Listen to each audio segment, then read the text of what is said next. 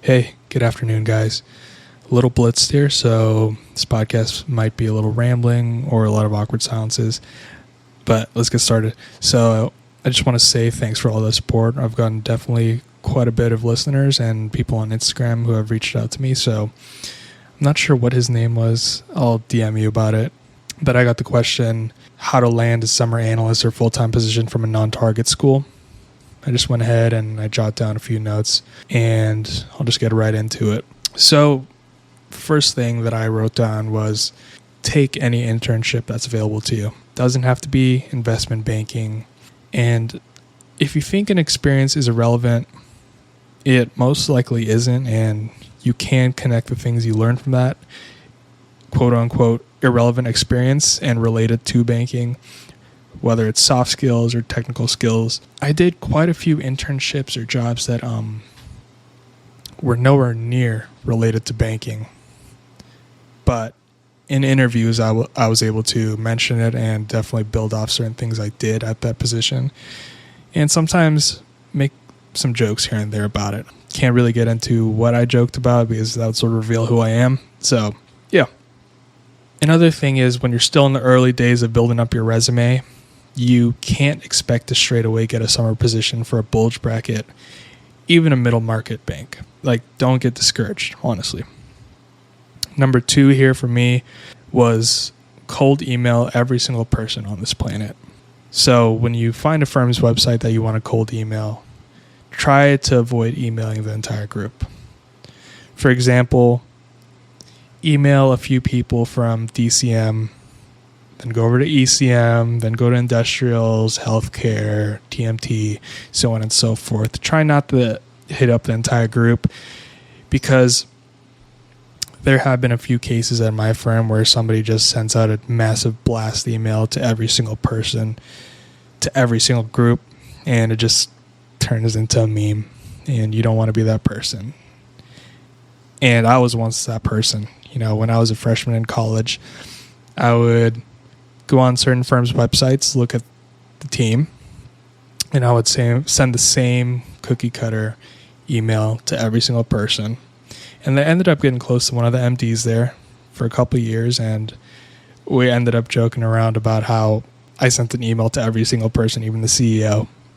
And that just made me realize maybe I shouldn't have done that, but whatever. So yeah, cold email every single person on this planet, whether it's, or even on LinkedIn, you know, connect with people, even if you have that one mutual connection, like, just do it. Third thing I wrote down was to have a great resume. It's fucking cliche, but you do need to spend a lot of hours polishing that up. Ask family or friends to read it, whoever. It's always good to get a second set of eyes to look over your resume. And go to campus groups that help with resumes. From my university, we had a resume building group that you could email, and they would sort of help you refine it. Being completely transparent here, I never fucking use that group. But it could be worth it. I just will never find out. But, you know, if you go to a university that does have that, why not take advantage of it, even if they're ass? You can hopefully learn something. Another thing I bolded off here for you guys was, like, building off of a great resume, know it like the back of your hand. It'll always help with interviews to know exactly what's on your resume. Stupid to say, but sometimes people will just make their resume, send it in. You know, you get your interview, and then you're sitting there talking to them, and you don't even remember what you wrote on there because you just looked at it once. And for me, my resume is it's an overhead view of what I do. And, you know, most people do resumes like that. So, like what I said, I'm blitzed right now, so that makes no sense. But be able to build off the stuff you already have on your resume. Don't just read straight off of that. That's another cliche, but it has to be said that, you know, don't just read off your resumes. I've heard many people at my bank say that they'll interview people and it looks like they didn't think about anything and they're just reading bullet points out of their resume. Have a story for each thing and add on more. You know, they already have that in front of them. They want to find out more than what's on that piece of paper.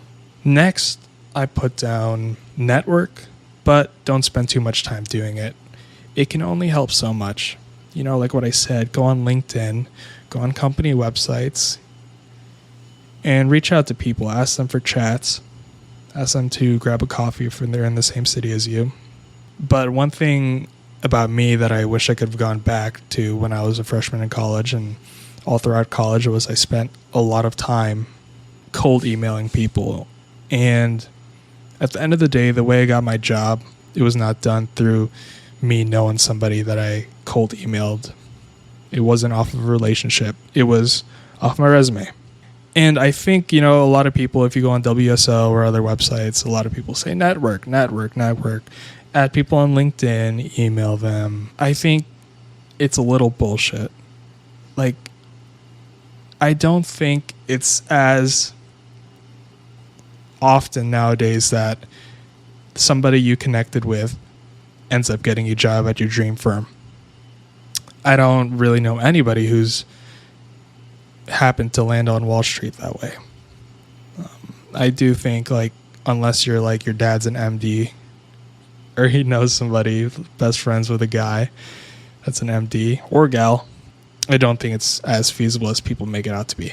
I think the main reason why you should network and have these cold calls and grab coffee with people is to learn more about the industry and sort of just see what they think about it.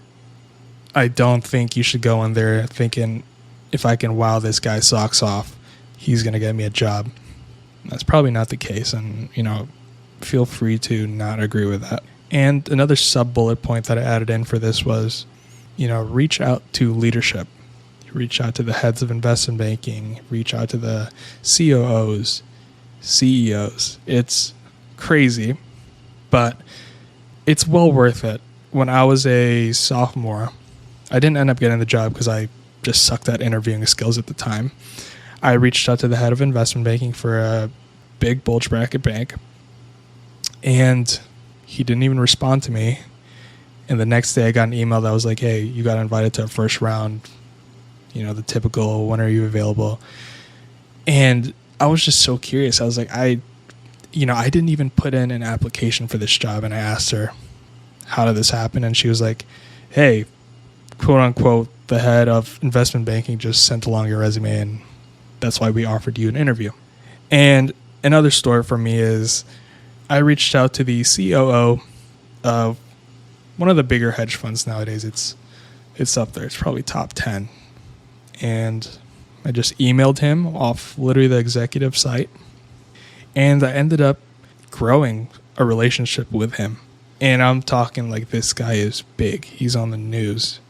That relationship obviously didn't get me the job. I didn't have even any banking experience. I was a sophomore in college that was looking to get an internship for somebody who would have a computer science degree, like a quantitative trader, quantitative analyst position.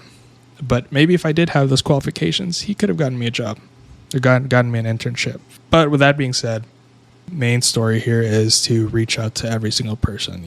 Don't just go for analysts, go for VPs, MDs, heads of desks, go to leadership.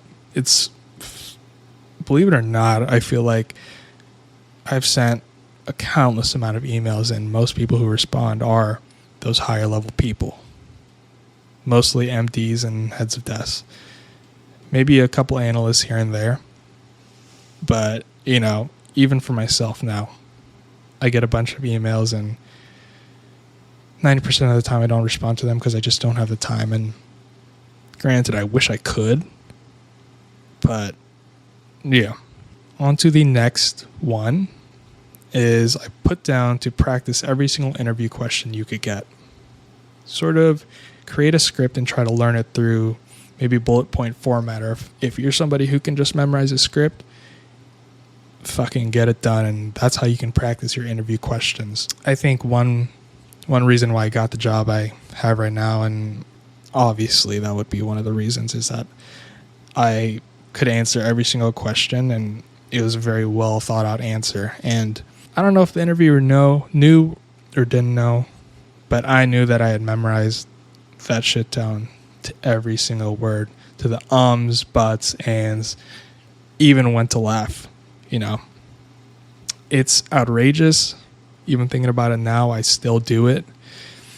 But it really does help if you're somebody who can't just think of stuff at the flip of a coin. And the last thing I wrote down here is, don't worry if you don't get a bulge bracket or any sort of IB summer internship. I obviously worked at a little investment bank. It was not big by any means. And I still landed a full-time position out of college. And I do know people who didn't do anything banking related and they still got a full-time position. I think in the past, it is hard if you don't have that experience or those connections. But now it is, in my opinion, it's very different. You certainly can land a full-time position out of college. And you know what I just realized? This was sort of, the main topic of this was how to land a summer analyst or full-time position from a non-target school. I never once addressed non-target, but every single one of these points is for that. Even if you do go to a target school, these are some things that I would keep in mind and definitely try to put to use when the time comes for you guys. And with that being said, I think I covered everything. It's a short 13-minute episode. I haven't released anything in about a week. Just been getting my brains fucked out by my job. So like what I said in previous episodes, I try to keep these as bite-sized podcasts. Something you can just listen to on your commute or in between classes, whatever. But I do appreciate you guys listening, and I appreciate all the support on Instagram so far. Please feel free to DM me or comment under one of my pictures and give me a topic that you want me to touch on or a question that I can answer in a podcast. I do have another DM from a guy, and I'll be addressing that in some next episode. So yeah, appreciate it, guys. Thanks a lot.